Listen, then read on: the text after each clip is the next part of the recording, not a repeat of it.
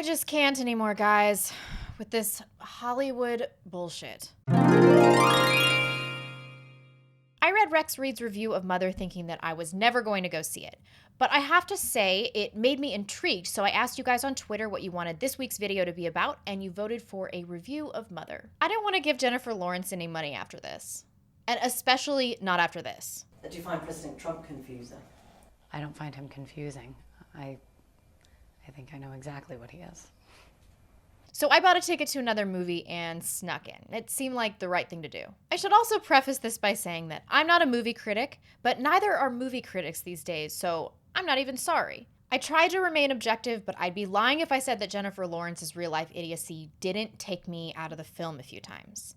Also, I've got to say that I've always hated Darren Aronofsky. I hated Requiem for a Dream, and I think that Black Swan is perhaps the most overrated movie in the last several decades. The Wrestler was fine, I guess, but now I'm realizing that I just hate Aronofsky's style and his heavy-handed attempts at symbolism, and I wonder if Mickey Rourke and Marissa Tomei didn't just make a stupid script tolerable with their performances.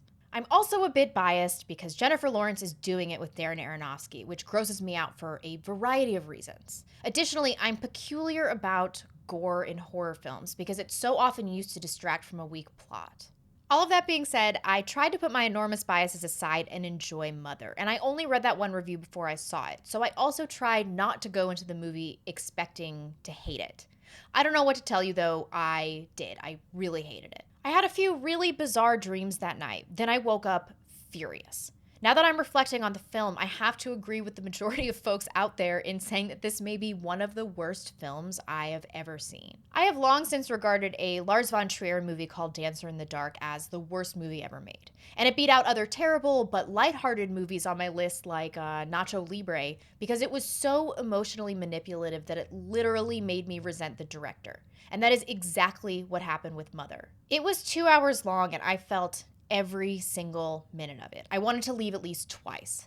If I had to define my experience as a moviegoer in one word, I would say that this was punishing. It was deliberately unsettling and grotesque, but without any clear message or resolution or payoff, or really any explanation.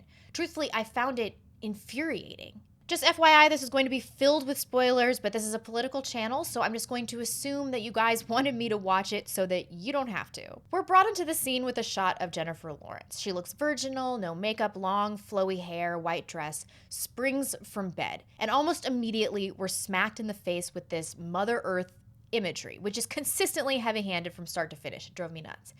Even the marketing has the subtlety of another hack, Frida Kahlo. J-Law, and none of the characters are named, lives in a creepy, isolated old house that she's renovating after it burns down. Her husband is a brooding poet with writer's block played by Javier Bardem. And right from the get-go, it becomes obvious that she cannot leave the house for whatever reason. This never becomes clear, and this is a continuing problem throughout the entire film. Darren Aronofsky's unwillingness or inability to define the terms of the world that he has created. Ed Harris arrives at their house, and Javier Bardem inexplicably asks him to stay. There's a scene where Ed Harris is heaving into a toilet, and J-Law sees a slash on one of his ribs.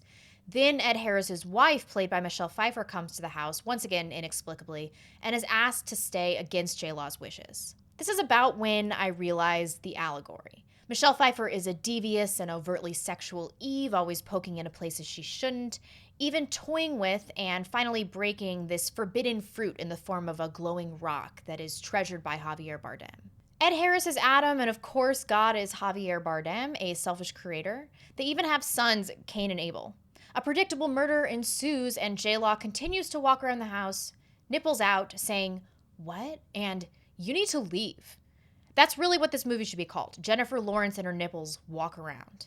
Once I figured out this allegory, things would have been really boring if I wasn't confused for the remainder of the movie with the worst explosion of mixed metaphors that I've ever seen in a single film. Then, of course, there's this Adam and Eve, Cain and Abel thing going on, but then it's obvious that J-Law's Mother Earth, which she and Darren Aronofsky have both said in interviews.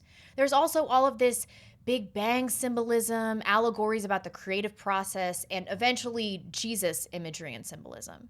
Javier Bardem impregnates J-Law after a pretty rapey scene, and the second she gets pregnant, you realize that the baby is going to be sacrificed because this idiotic symbology is so obvious.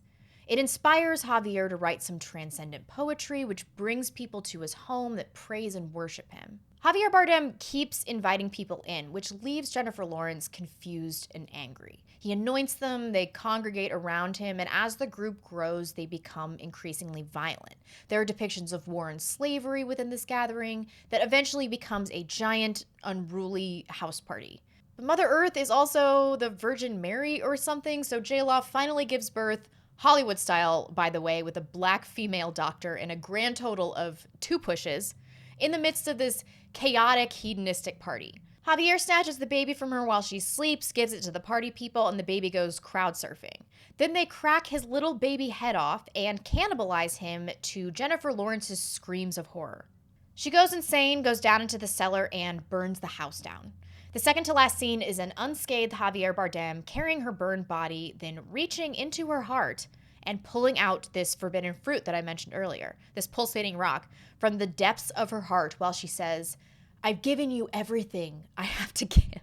Then in the last scene, you see a new young woman emerge from bed, suggesting that this is happening over and over for eternity. I don't even know where to start with the problems in this film. I suppose my biggest problem was that, like I mentioned before, it was simultaneously confusing and boring, likely because it was plainly derivative. The cinematography was Hitchcock-esque, but done badly. 66 minutes of a 2-hour film was just a close-up of Jennifer Lawrence's face. There was shaky cam over the shoulder shots. It was so distracting and irritating. There was also so much obvious biblical imagery, wasps, even a toad hopping out of a cellar, which looked like it was straight up ripped off from Del Toro's Pan's Labyrinth. From the beginning, it was apparent that Aronofsky had resorted to camera tricks and the allegory to draw the viewer away from the serious plot issues and complete lack of coherent dialogue. He did toy with some interesting concepts such as the artist's insatiable ego, the naivete of kindness, and letting people into your home. He could have gone anti-communist or something with this, but he doesn't have any courage, so these potentially interesting threads never come to fruition. He also takes some style and plot direction from Rosemary's Baby, but didn't achieve the same kind of psychological effect because he reduced his film to shocking imagery to distract from a terrible script. Rosemary's Baby does not have a lot of gore. The horror element is mostly achieved through tapping into the relatable parts of a mother's psyche. But Aronofsky wasn't able to do this because he refused to commit to a metaphor. Is Jennifer Lawrence a real woman going through these experiences? Is she totally an allegory and doesn't exist in this world? What are the rules of this world and this reality? Because the viewer can't make light of this, it diminishes your ability to sympathize with Jennifer Lawrence's character because you aren't even sure if this stuff is happening. I kept wanting her, Javier Bardem, to die so that I could leave this torturous movie. I genuinely stopped caring what happened around 45 minutes in because it was painfully irritating that Aronofsky refused to define the boundaries of this world and give the viewer that little morsel of reason in the form of some kind of rickety framework. It literally felt like he was withholding it so that he could torture me personally for another hour and change. But the biggest problem that I have with this film is the explosion of mixed metaphors that I mentioned. Darren Aronofsky wrote this in 5 days and describes it as something of a fever dream. And the viewer can totally tell that this was not a committed or fleshed out script and that the editing process was scant and not nearly as rigorous as it should have been for a complete plot to emerge. When I watched this, I could feel his writing process. It was like he first made a list of all the things that scare people. Home invasions, creepy old houses, being confined, having your personal space invaded, awkward social interactions. Then he made another list of causes that matter to him: feminism, fame and narcissism, the evils of Christianity, celebrity worship, climate change, war. Then he just jams these 2 lists together, trying to use everything on both lists. It was really, really messy and inexplicable, which keeps the viewer confused enough that a few vocal idiots think that he must be some kind of genius. And no garbage script is complete without some cinematic cliches thrown in there, so of course, Javier Bardem is this stereotypical, angsty poet with writer's block, which is just done to death. The director projecting himself into the role of tortured genius. It's so masturbatory. And because the script is so cliche, all he really had to hold on to and to engage the viewer is shock and gore and the audience's confusion. Like this crowd of people snapping the baby's neck, ripping it to pieces and eating it. If I have to see something like that, there better be a point. There better be a clear message, and I better feel like there was some kind of payoff. Otherwise, I'm just watching gore porn like Saw. But I will admit that the tactics for distraction were completely necessary because the dialogue was so poorly written, was not interesting, and did not sufficiently characterize the relationship dynamic between J. Law and Javier Bardem, which the audience has already figured out in the first few minutes. Neglected wife, selfish artist husband, we get it. When she's about to burn the house to the ground, she says, "You never loved me. You just loved that I loved you." I felt like some scorned film student got drunk and wrote some of this dialogue. I have to admit, I even laughed twice in the theater. But mixed metaphors aside, from what Aronofsky and J-Law have revealed, this above all was a film with an environmentalist message. A smug, pretentious commentary about how we steal from and destroy Mother Earth while she begs and pleads for us to stop. Still, despite these themes, this was in equal part a complete evisceration of Christianity. Humanity and the religious are portrayed as selfish, hedonistic, irredeemable, literal murderers and baby cannibals. The church is represented by a thug that protects a selfish God, and God himself is portrayed as an emotionally unstable, self-involved tyrant who wants to immediately forgive this mob for ripping up and eating his baby because they feed his ego. And who is the devil? Aronofsky made God the devil? He's the agent of evil, he corrupts humanity, encourages their depravity. But God and the devil are also projections of Aronofsky himself? It's obvious that he writes himself into his characters. After all, he cast Javier Bardem, they're both close to 50, and cast his real-life girlfriend, 27-year-old Jennifer Lawrence. He sees himself as this great creator who needs a young muse that he can use and discard at his discretion because he is such a fucking genius, you guys. He said this in an interview about the movie for The Guardian, and it infuriated me. "It's a projection of my life and what I'm thinking about, but my ego is in every character in every film that I've made. I'm the ballerina in Black Swan. I'm the wrestler in The Wrestler. I can see how people will especially make the connection with this one. But it's also all fiction. It's all smoke and mirrors. And if anything, my empathy here is more with the mother. I'm probably more Jen's character than I am Javier's." He says that the first thing that he did on arriving in London was pick up the phone to call his parents. He wanted to tell them about the premiere over in Venice and let them know that he had landed safely. His father was in a nostalgic mood. The old man remembered the family driving past the local cinema when it was screening Pi. Aronofsky was still in his 20s, his career barely warming up.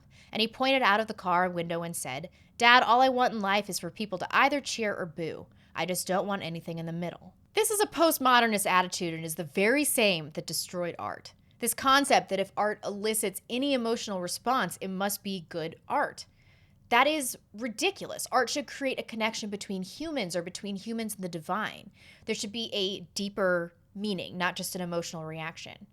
I usually have an emotional reaction when I see a shitty film like this or a piece of work by Rothko. I'm angry, and then I feel hopeless. That doesn't mean that the art isn't terrible. I guess my biggest question coming out of this film is, does he have the self-awareness to realize that his desire to create is fueled by his own narcissism, which time after time makes his films an exhaustive exercise in audience manipulation and emotional tyranny? And moreover, does Aronofsky realize that this is the character that he has created? He has such a Hollywood complex that he literally wrote himself in as God and wrote in the much, much younger Hollywood starlet that he's banging in as Mother Earth. And Jennifer Lawrence isn't much better. Aronofsky spliced in the sounds of thunder when she is killing people after they eat her baby. But J-Law, in spite of her I am the common person farting antics on late night shows, is every bit the delusional, leftist, narcissistic, Hollywood elitist that Darren Aronofsky is. We already know that she actually believes, in real life, that our voting decisions have angered Mother Earth, and she's lashing out with hurricanes. What are your thoughts about the changes that would happen in your own country over the last year or so? It's also scary to know it's been proven through science that human activity, that climate change is due to human activity, and we continue to ignore it. And the only voice that we really have is through voting. And you have voted very recently and we as a voted, country. and it was really startling. You're watching these hurricanes now, and it's hard, especially while promoting this movie, not to not to feel Mother Nature's rage or wrath. The only people that can really get into a movie this stupid are other self-important elitists. In this hilarious Observer review, which I've linked below, I encourage you to read it, there is just the greatest summary of the supportive reviews of this movie, and it is spot on. This delusional freak show is 2 hours of pretentious twaddle that tackles religion, paranoia, lust, rebellion, and a thirst for blood in a circus of grotesque debauchery to prove that being a woman requires emotional sacrifice and physical agony at the cost of everything else in life, including life itself. That may or may not be what Aronofsky had in mind, but it comes as close to a logical interpretation as any of the other lunk-headed ideas I've read or heard. The reviews, in which a group of equally pretentious critics frustratingly search for a deeper meaning, are even nuttier than the film itself. Using descriptions like hermeneutic structure, phantasmagoric fantasia, cinematic Rorschach test, and extended scream of existential rage, they sure know how to leave you laughing. Hollywood has truly become the dumping ground for art. Even television is infinitely superior these days. The art of dialogue seems to be gone, and most movies that are supposed to be good end up sucking. Audiences are pretty smart, and at some point they stop buying this pretentious nonsense because they can't connect to the work on a human level. I didn't give a shit about any of the characters in this movie. Outside of being completely horrified by the visual imagery, I just wanted it to end, and it looks like I'm not the only one. Roger Ebert said that if you have to ask what it symbolizes, it didn't. That perfectly summarizes this film. All of that messy allegory, all of the mixed metaphors basically amounted to nothing. No message, no payoff. All that remains are my weird dreams and the lasting anger that some Hollywood douchebag and his skanky leftist girlfriend got to take me on a joyride for 2 hours. Aronofsky desperately threw in everything he could to see what sticks. You can feel his self-consciousness. His insecurity is palpable. He's not a confident director, and he didn't have a clear perspective before he started filming. Instead of rewriting and editing to find those good elements within the larger script, he puts a huge burden on the viewer just to figure it out, then claims that he's some kind of genius for that. Let me know what you think in the comment section. Did you see it? Do you have another interpretation? And what can we do about improving cinema? The critic and audience response made me really hopeful, but movies just aren't as good as they used to be. Is the art of dialogue really dying? Thank you for your patience and waiting on this video since I have been sick and on vacation. I promise I'll make it up to you, and I'll see you on Friday. Bye.